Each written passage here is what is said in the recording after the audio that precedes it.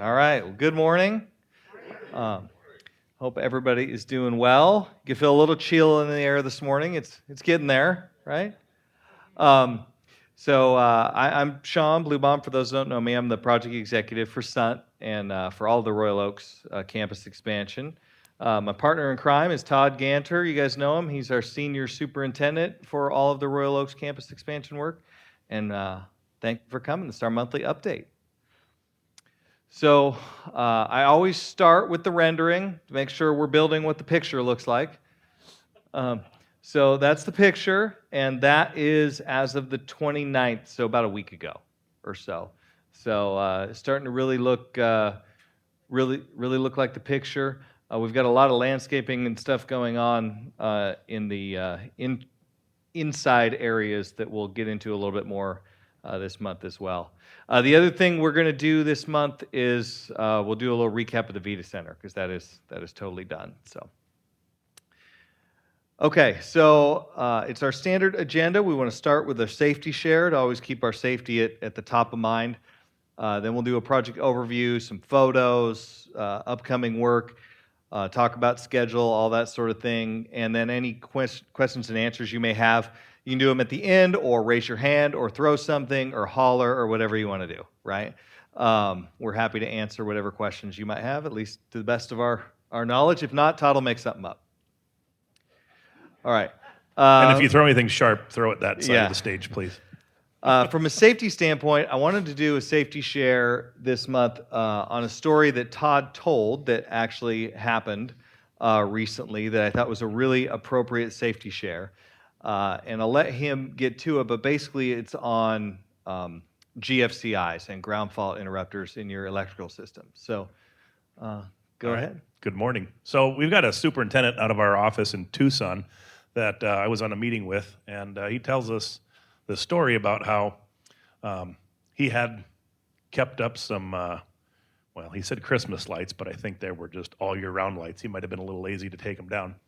But he had them up in his backyard, and he had them plugged into an outlet in his soffit. And he's got an older home down there, and didn't think anything of it. And they've had a whole lot more monsoon action than we have up here in the valley. And so monsoon comes blowing through, and the winds pick up, and this sort of light wire mesh trellis he has on his back fence blew over, which is where the lights were on, and it kind of fell down into some water. And his little toddler was out running around. Caught a toe, tripped, and fell on top of this wire mesh. And he looks out in the backyard, and he sees his little boy on the ground kind of convulsing. So he goes out there and scoops up his little boy out of this puddle, and he's like, what happened? And he realized that the outlet that he plugged these year-round lights into was not GFCI and was not enough to trip the breaker, so he was actually providing electrical current through the water and actually ended up giving electric shock to his son, gave him a little burn on his chest. Got his son up, went and called 911. They came out and took a look at the situation. Everything is fine with his little boy, but the important thing is he's like, you know what? When I plugged those lights in, I probably should have known I should have changed that outlet out to a GFCI. Well, he has since done that now, but he's like, I didn't know that something like that would happen in an instant, right? We always say accidents happen just at the blink of an eye. And he thought nothing of it and had this in his yard for months and months and months, and has now since rectified the situation. So I thought that was really nice of that superintendent to share this personal story with him. We're all glad that his son's okay, but it was a really good eye-opener that, you know what, we try and do all these great things at home, and all of the codes and modifications that come out are because of situations like his little boy getting hurt. So his house was fine at the time when they went through and did the home inspection. It wasn't quite necessary because it was grandfathered in, but he has since taken it upon himself to kind of update his house a bit and get it a little bit more code compliant to things nowadays. So yes, sure. I just want to add, a lot of people selling their houses don't ever use the word grandfathered in. Either legal or not legal. So it's legal non-conforming or it's legal. Legal non-conforming versus legal. And the key is, if you're selling your house now, you may get people that will say, oh, you have to change all these outlets to GFCI. You can also, ground fault circuit interrupting. She's giving an explanation about how when you do a home inspection that it can be legal but non-conforming, as opposed to the term I used was grandfathered in, wrong term. But yes, that is correct. So there is things that may not be conforming to the code that on the home inspection can be notified or identified, I should say, and it's between you and the seller, or between the buyer and the seller, and the agreement as to what gets repaired and what doesn't. And the other key point I wanted to make is that you could do a change out of the circuit in the panel and put in a GFCI Breaker. circuit breaker as opposed to changing out a bunch of outlets into the GFCI outlet. So just be aware there are options related to that. But yes, we just had a utility fault come through our house, and because of the fact that we had the plug strips with the circuit breakers integral to them protecting our computers and our TV and that sort of stuff, those things were fine. But our dishwasher and our dryer and stuff got kind of out of whack. Out of whack. But, Gotcha. it's just something that it's really worth it. Yeah, good point on the difference between changing out the GFCI outlet or changing the circuit breaker in the panel to a GFCI breaker. Always recommend getting a licensed electrician to do that stuff. Yeah. Coincidentally, now I'm wishing I hadn't changed this slide. The original version of this slide had the year that each of these became required to be a GFCI, because it's sort of a code that builds over time, right?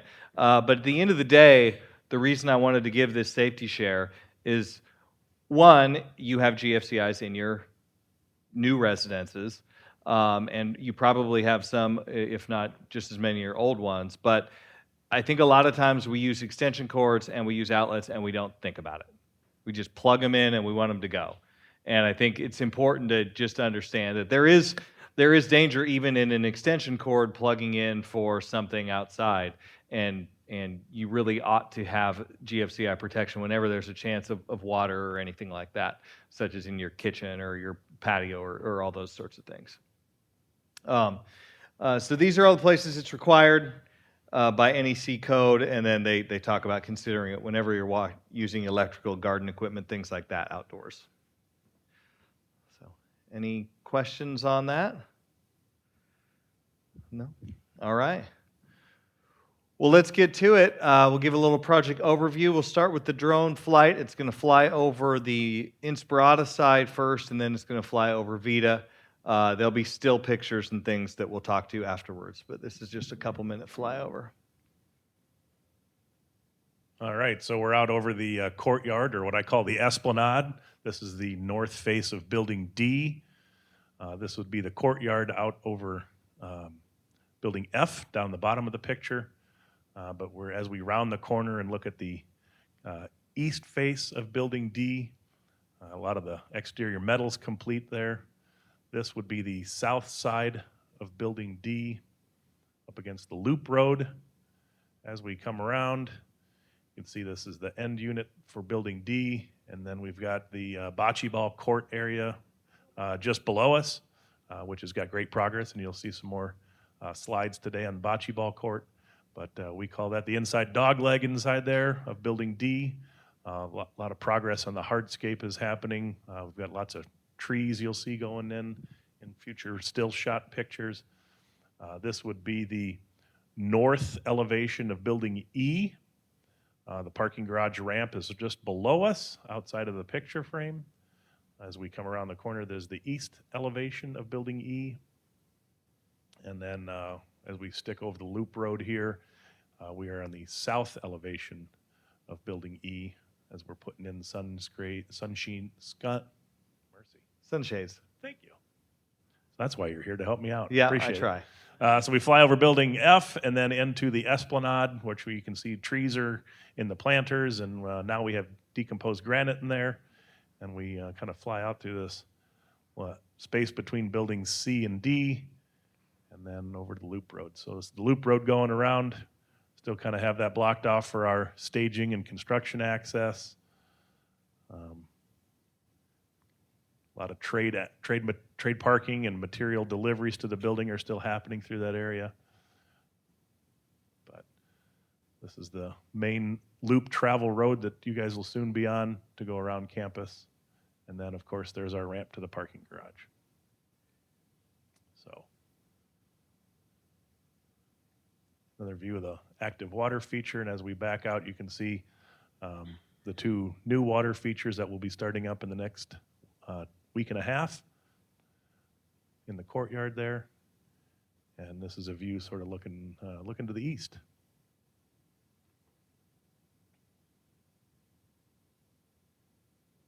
Looks a lot like the picture you show from a different. Yeah. Yep.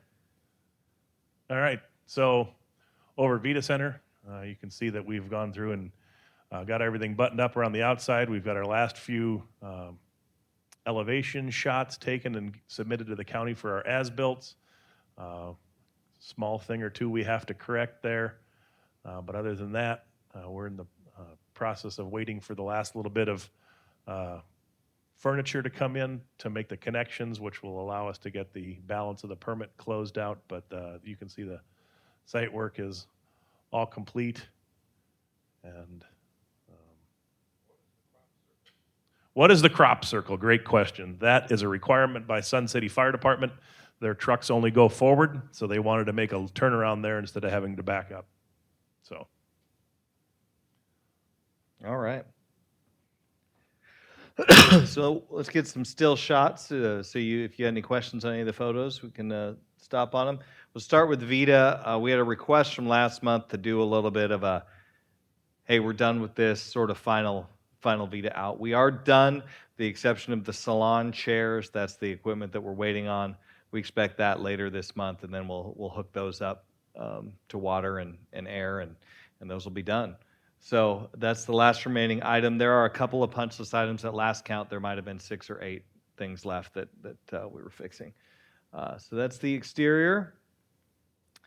You got a little bit more close-up view. You've got Lone Tree there that became a smaller Lone Tree in one of the storms recently, so it's working its way back. This is the lobby. When you first walk in, you come right in here. You've got the salon. You can see this is one of the items we're waiting for a ballast for that, or a driver, I'm sorry, that failed. The salon chairs go here. You can see the hookups are ready to go. And then this hallway goes down towards the doctor's offices. Really nice looking with all the glass. You've got the pool. We're working on some edge repairs and some caulking around the pool, but it's 100% done with the exception of that. And then that is the physical therapy, occupational therapy room that'll have all the equipment in it. You've got a corridor with basically doctor's offices on either side as you go down one section of the building. And that's pretty much Vita.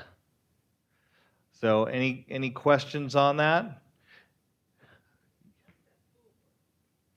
How does that pool work? It's super cool. Yeah. So it's got some turbine on the end of it that it's like a big paddle wheel, if you will, that's below the deck surface, and that can be adjusted by the operator in there to provide current for different levels of resistance while you're in the therapy spa. So there's a handrail here that gives you stair access if you feel comfortable using the stairs. If you don't, there is a elevated platform. It's kind of like a little water elevator. Walk out onto it. Bzzz. Sound effects don't come with the operation of it. That's just for the show today. But there are means to vertically lower you into the water. So, Any other questions? All right. So let's get into our last couple of buildings here. You've got building D right here and building E right here. We will sign those off separately. The county basically will allow us to stop right here for purposes of signing off because we have egress and access and all the things they're looking for. So D is coming along first. That's the U-shaped building there. So you can see, and I've got this picture here in a couple of times because when you're seeing trees and landscaping, that means we're getting really close, right?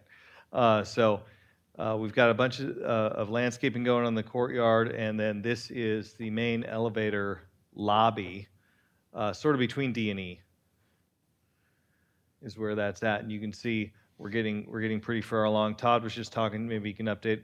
You were just talking about the flooring starting to go in there. Yeah, right well, now. on the first floor corridor, we have all the carpet in. The second floor is going in tomorrow. We're doing the tiles at the, we call them like the little walk-off vestibules when you come off the bridge and you enter from the unconditioned space of the bridge to the conditioned space of building D or E. There is tile at those floor areas.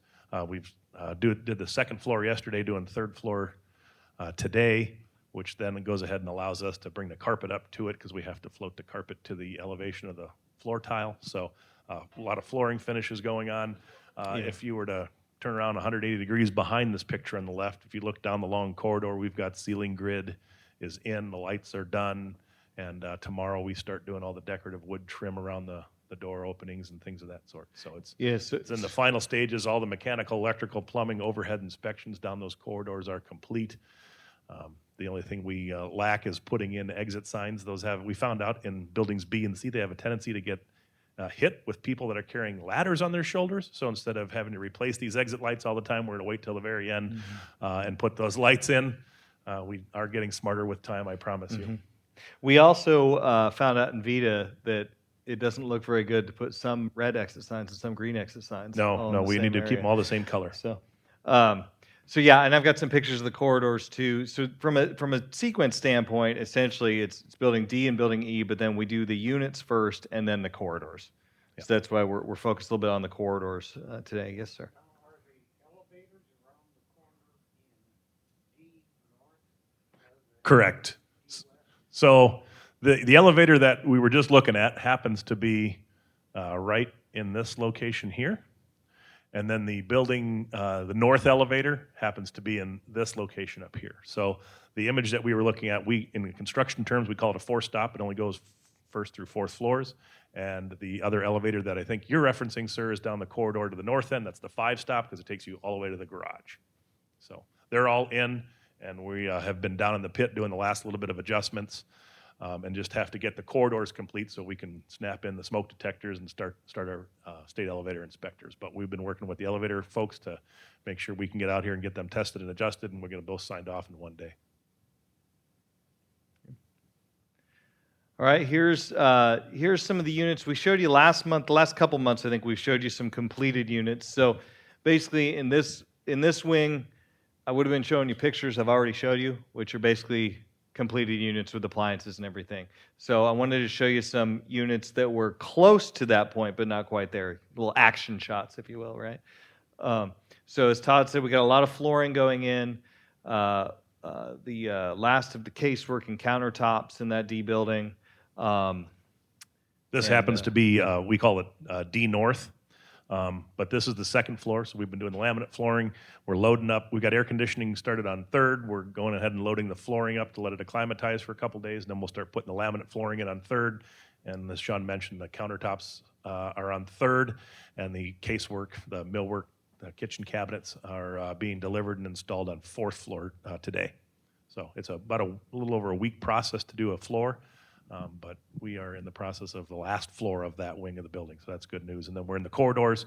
We're busy going through and doing all the tape and texture. All of our initial rough overhead mechanical, electrical, plumbing inspections are complete. So we're just in a race to finish taping them, texturing them, painting them, put the ceiling grids in, and then like the electricians need about a day and a half to wire in all the lights. So they're right behind us, and things are clipping along.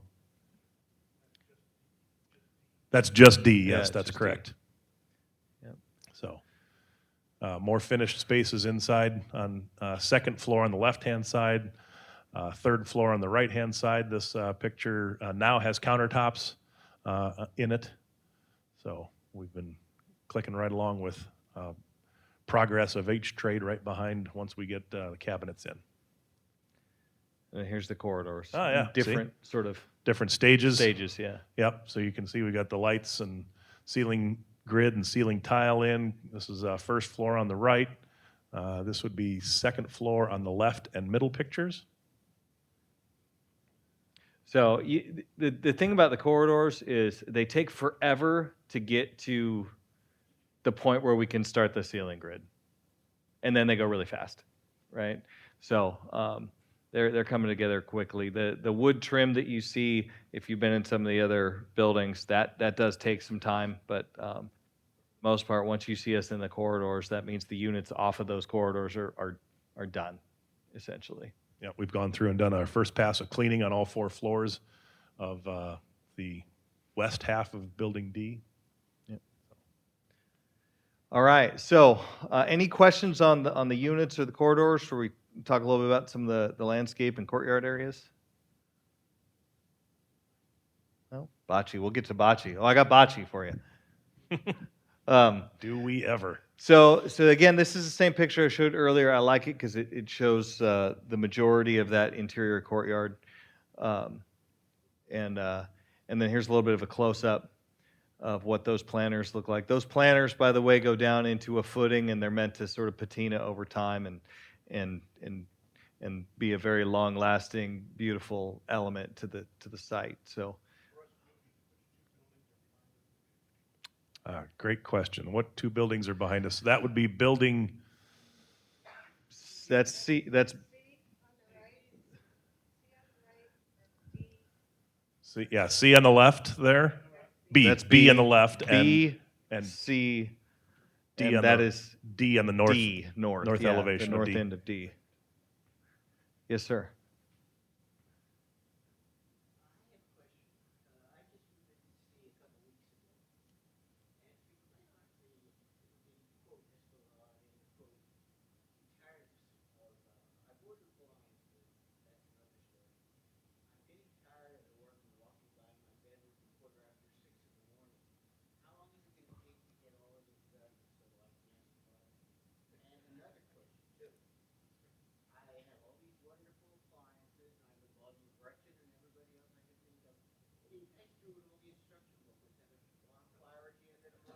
No.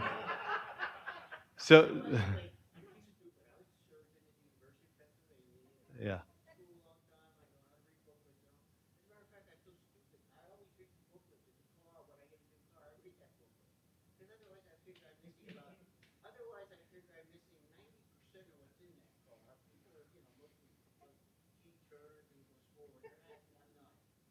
Yeah. Let me take the second one first, and I'll let Todd take the first one. The second question on the booklets for the appliances, because we've had that question with each building we've opened, is that they don't come with them anymore because you can go online for it. So they don't give us a bunch of the booklets. What they say is, hey, here's a QR code or a website you can go to. So that's what they are. That's what GE is expecting that everybody does nowadays, is basically go onto their internet site.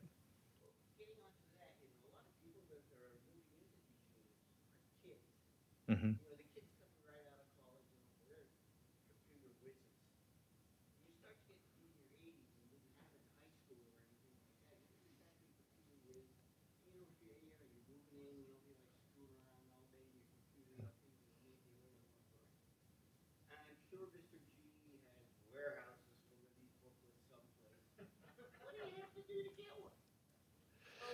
It's a good question. So the question was, if you wanted to get the booklets from GE, where would you get them?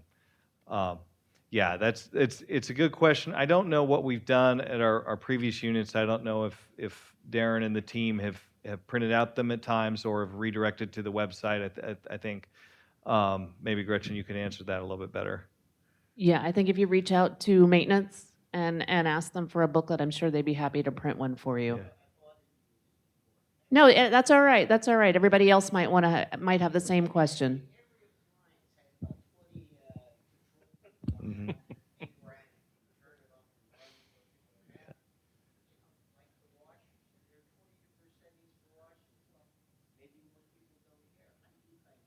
Sure. No, I don't think it's a dumb question at all. I had the same question that first came up when we opened the villas because it was the same way. So I think it's probably a pretty common question. So I appreciate you bringing that up. You're not dumb, and that sounds like I'm having a conversation with my dad because it's exactly what he would tell me. I tell him there's a QR code, and he's like, "I'm not old enough. I'm too old to figure that out." I said, "Well, that's why you got mom." But nonetheless, yeah. Gretchen does have good advice. Reach out to maintenance, and they should be able to print you off a catalog. So you'll go ahead. Okay, that's what I was going to answer was your first question now. And we are trying really hard to get out of there. The last remaining things that we have to do in there are some low voltage lighting in there. So in there now you can see that we've removed the plastic off of, well, due to the assistance of a haboob and monsoon that came through, they encouraged us to take the plastic off of the water feature, which was fine because we had most of the DG down. That was preventative to keep the airborne dust out of it. We're going to be working in there for a few more weeks, is the short answer. So we got lights to go in there, and then as soon as we've already informed Royal Oaks that as soon as we get our first floor corridor sign off of Building D North, the circuits that are in and the panels that are in there feed the outside lighting. Once we get that outside lighting being able to be fed with power, we're going to take down the fencing, and you guys will be able to have more space in the courtyard to walk through from Building F to Building C, and we'll get out of your way so you don't have to see us anymore. So you're welcome.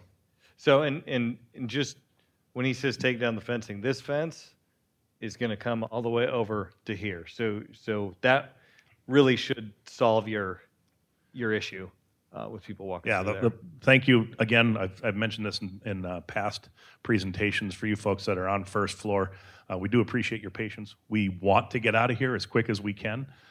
So we are trying hard, and I know that sometimes the fencing there kind of makes it feel like you might be behind bars. We don't want to do that. We're just doing it for the protection of your safety so you don't come out on an active job site because the conditions change on a regular basis. So like Sean said, we will take the stuff that is running parallel to Building B and parallel to Building C, and we'll move that back out of the way so you'll be able to walk from Building F through the Esplanade area once we're got everything buttoned up and proper illumination, right? That's the big safety concern is the lighting at night. I know that everybody can see walking through there in the daytime, but if you guys want to take a stroll at night and we don't have lights on for you, that would probably not be a wise idea. Yes, sir.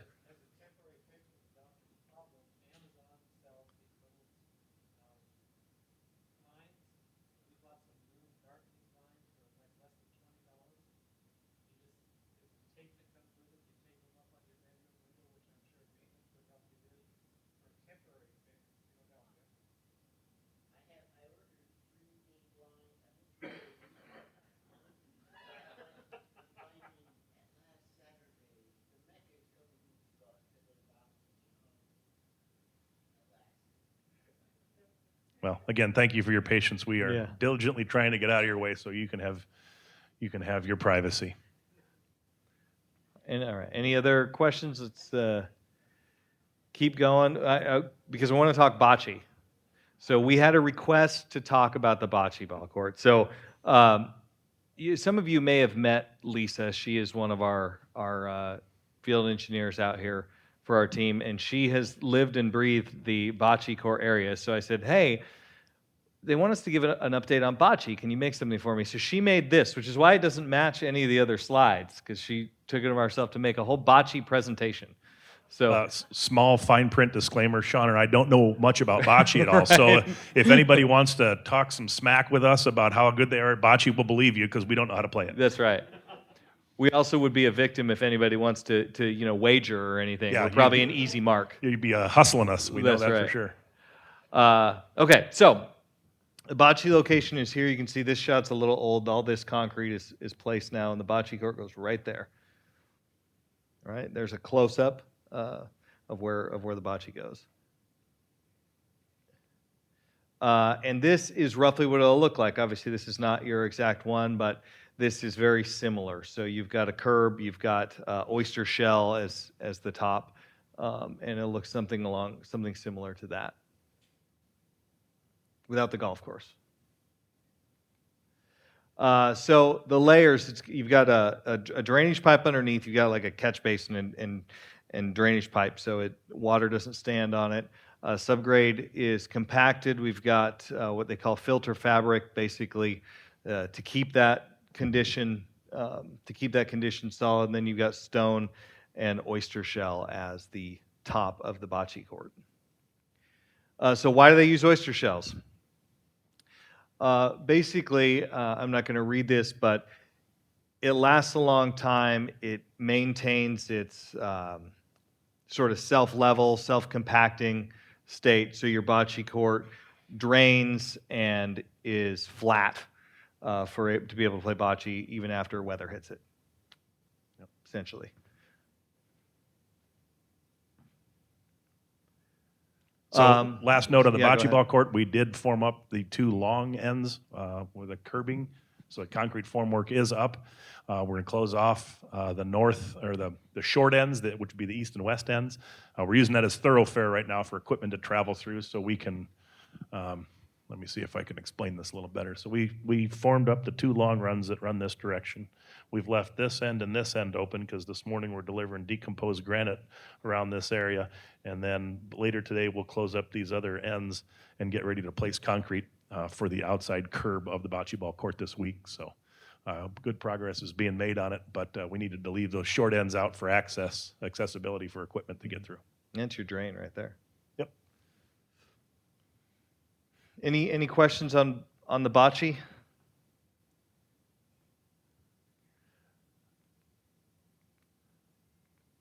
And then the dog park is the other thing we're working on down there. So Todd, maybe give a little bit of a show and tell on the dog park. So this dog park, very blown up section of it, sits right down in this region here. So if anybody has been driving down to the parking garage, they've been able to notice that we have had boom lifts and dumpsters and things like the dumpster like we have there now. That's been just kind of our accessibility for getting trash out of the end of the building. We have met with the subcontractor that's going to be digging the footings, and we'll be starting on that next week to go through and dig those footings, place the rebar, pour it, and then get laying up on the masonry walls there. And so that's kind of what's happening in the dog park there. So it will have a, you want to go back to that previous picture? We got a little doggy drinking fountain over here, similar to what we have in phase 1 up in the North Dog Park. We'll have another one of those water features there, and then there'll be the double gate for the entrance, very similar to what we have in phase 1 dog park. So we can keep Fido Rascal down there in case he gets a little crazy. So that's what that is looking like in there as well, a little bench also. So here's some gates, very similar to what's in phase 1 on the double gate with the handle there. And then there's the drinking fountain. So. All right. Any questions on that?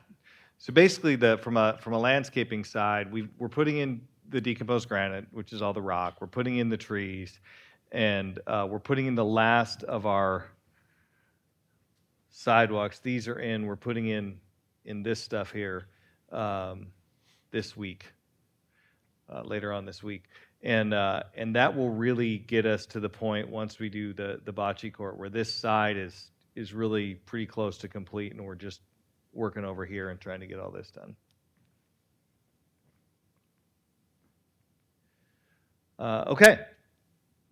So from an upcoming work standpoint, so this is the same slide I showed last month with a TBD, but I'm going to clarify a little bit. So we did talk last month about September. Somebody said, are we at the beginning or the end of September? And I said, well, being the September is the end of the month, it's probably not the beginning, right? Well, here we sit at the beginning of September. So as Todd said, we're really close on this D building here. We're finishing out the corridors. We've got final inspections for that building scheduled for later on this month, towards the end of this month. So we always try to get to inspection and not have any surprises. History being our guide in this particular project, we're going to have some, probably. But we feel pretty good about the fact that we'll be getting to our last of our inspections towards the end of this month on the D building. It is Maricopa County. So we have to. The county has their inspection. The fire department has their inspections. The state elevator has their inspections. The county basically isn't going to commit to anything until they know the elevator and the fire have said it's okay. So it all kind of works together, even though it's separate inspections. And then we will have to get also some civil inspections and things as well through the county. And then once all those things are satisfied, it doesn't allow us to actually call in for the temporary occupancy inspection until those other boxes are checked. And then in the system, it'll let us call for that. So yeah, so we're looking at the last of the month for that. And then this E-wing follows. Now the difference in the E-wing, I've said before, it has no elevators, so we don't have those to worry about in that wing. So it's got a little bit lesser burden of inspection on that, and that'll follow. That's 3 weeks probably behind.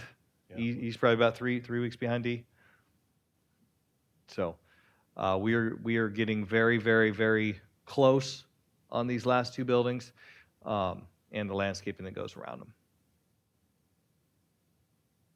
So, any questions on that? We're excited. I'm pretty sure this is Todd and I's 3-year anniversary this week, right around Labor Day. It is. So, not anniversary that we're married, anniversary being here. Yes, Just on to be this clear. job site together. Yes. But yeah.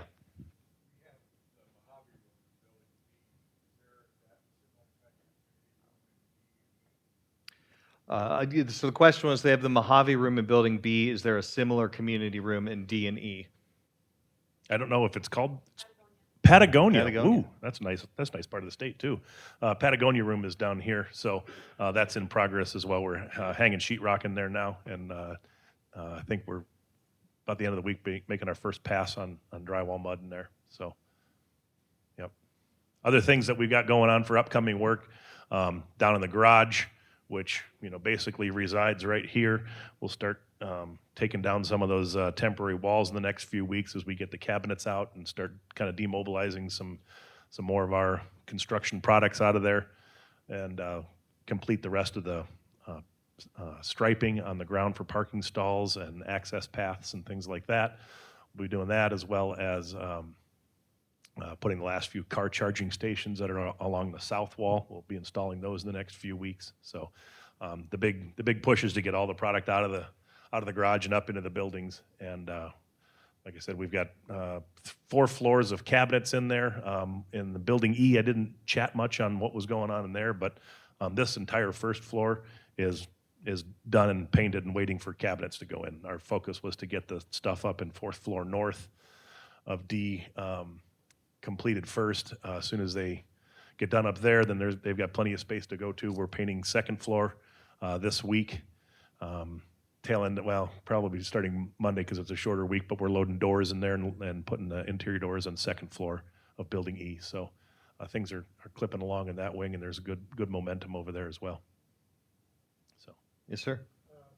Something you said earlier, did I hear it right? That is the elevator coming up from the parking garage would be at the far end of the D north. Yeah, the question was, So you sorry, go gotta ahead. go down the north corridor and get northwest, right? Correct. So Yeah. the question was, is the elevator to the garage in building D is located roughly where my finger is here. So if you happen to live over in the E building, you'll go transition across the bridge or the on-grade area in through building D into the elevator, and then down into the parking garage. So just for clarity, the ramp is right here. The building E does not sit over any part of the garage at all. That is a strictly on-grade building, whereas this portion of the building, of building D, does reside over the top of the parking garage. Yes, ma'am.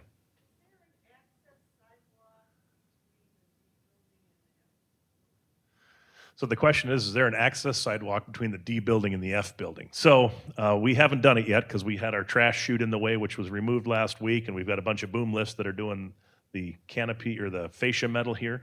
But there is a sidewalk that meanders this way and ties into building F and G. There is a sidewalk that's here. We still have a little bit more to button up of it, but a majority of this is in. Again, just parallel to D, and between D and E and under the bridge, we have a sidewalk that goes in that direction to help get you over to the dining venues and to the bar. Yeah. Perfect. Good question. There's Thank you. questions, yeah. Yes.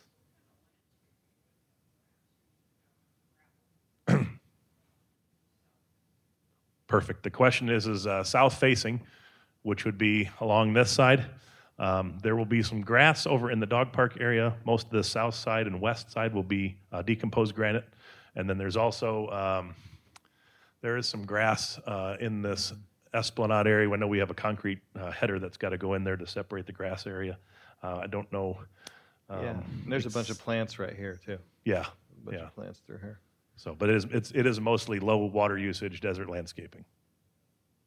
When you say grass, is that artificial grass or the real grass? There is, I can't remember what's in the dog park. I'll have to look that up and give you the answer at the end here. I brought my tablet with so I can look that up. But the answer is yes, there is both real and artificial grass in this remaining third phase of landscaping that we're doing right now. Yes, ma'am. Bike parking. So, Gretchen, I don't know if there's some bike parking down in the garage. Yes, so Darren, our facilities director, has planned to put in a bicycle rack in the parking garage. So we don't have access to all of the parking garage yet. Sundt is still using a large majority of the parking garage for storage. And once we have access to the entire parking garage, Darren will install the bicycle rack. Excellent. Yes, ma'am. I have a burning question. Oh, well, good. I'm excited for it. The lighting, the last time I was in the garage, the lighting was so poor.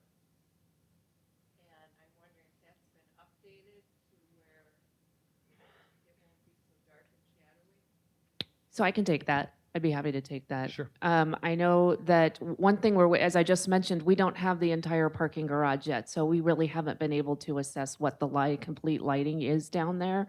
And so Darren and I have had many discussions about that, but we're going to wait to see what the lighting truly looks like when we have all of the lights. Have you noticed that when you walk through the garage, they get brighter? They do. they do. I thought the thing was playing mind games with me, but yeah, they're on a like, kind of like a photocell or a visual occupancy sensor. So as you walk along, they will get brighter. So it'll pick up the movement of your vehicle, or if you're out there walking, just strolling along outside of your vehicle, any kind of movement the motion sensor will pick those up and they'll ramp up in lighting. Mm-hmm.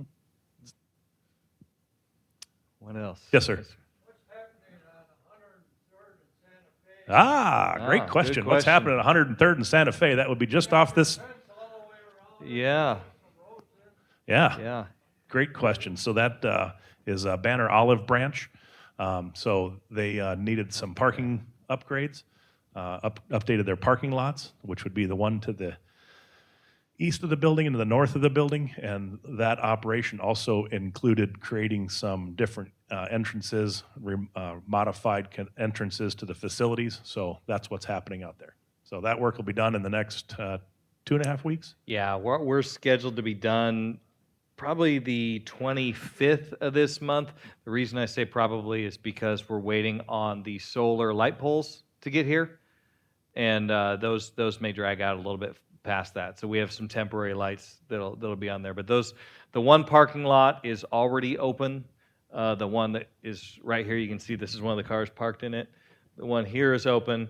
We're working on the one here right now, along with the 3 drive entrances for that Banner Olive Branch building right there. Yes, sir. The dirt piles that you have established in the area you're not really working on, is that gonna go away? The question is the dirt piles that are down here? Oh, right there. Out in Banner's real estate, yes, the answer is yes, they'll be going away. Yep. Yep. Now, I don't know what Banner's plan is. We've been, can't really see it in this picture. As of yesterday, we were screening some of the millings that were in there. Yep. I don't know if they want us to keep those piled up, or Banner likes to use those millings as surface stabilization for Maricopa County environmental quality. So I don't know if they want to keep those piled up, or if they want them to spread them out, or they're going to truck them off site somewhere else. But the plan is to get rid of those piles. Yes, sir. What is the milling? A milling is basically when you lay down asphalt and roll it and cure it and it sits there forever. A milling is when you bring a machine in. It's like a planer, and it just planes off the top surface of it. It's a great way to recycle asphalt. So we went through and milled the north parking lot of the Banner Olive Branch, and then have been thus able to use that product to turn around and use it for subgrade strength there. So basically Yeah. recycled asphalt. Yeah, so basically, instead of under the asphalt having a layer of, say, 4 inches of AB, is what they call it, but gravel, we can use the chopped up asphalt instead. And so, yeah, it reuses the parking lot we just demoed. It's pretty cool. Yes, sir.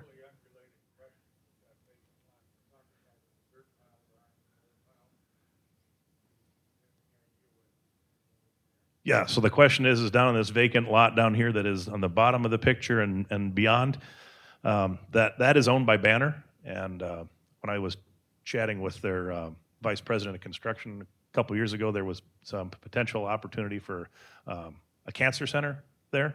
That was what they talked about a couple years ago, but with the change in economy and how Banner moves, I don't know what they plan on doing, but that is all their land and they plan on developing it. So, but it's not happening anytime soon. Yes. Yeah. Same question. We know that the auto place is coveted site. What's the next site down where you have a lot of your construction storage trailers? Who owns that? That one is also owned by Banner. Yep, that's correct. So the question is who owns this parcel here where we have our construction trailers? The Banner is graciously letting Royal Oaks and us, on behalf of Royal Oaks, utilize this for the Inspirata Pointe construction. But that parcel of land, which is from where these chemical toilets are, back over to the auto body shop, actually is the same parcel that has these 2 white buildings that Banner uses as storage warehouses. Oh, great question. So this piece of land up here, the old Daily News Sun, that is actually owned by Royal Oaks. So Royal Oaks owns that parcel, and again, they've been gracious enough to let us use it for material storage and craft parking and things like that. And I think Royal Oaks is in the planning stages of some cool stuff there someday. Well, I just wanted to add that, through COVID, delivery of equipment and materials and everything else, I really want to compliment Royal Oaks and you guys in terms of how you utilize those spaces to bring stuff in ahead of time and store it, stockpile it in the garage, all that. It's really great planning and cooperation on your part.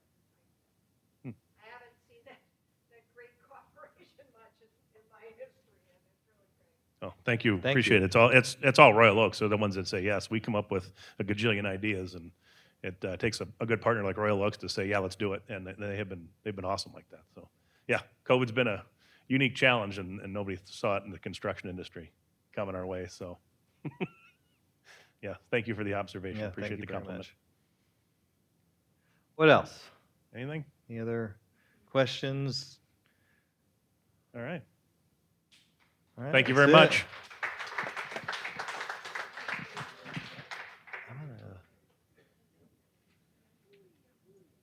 Todd, I'm going to put up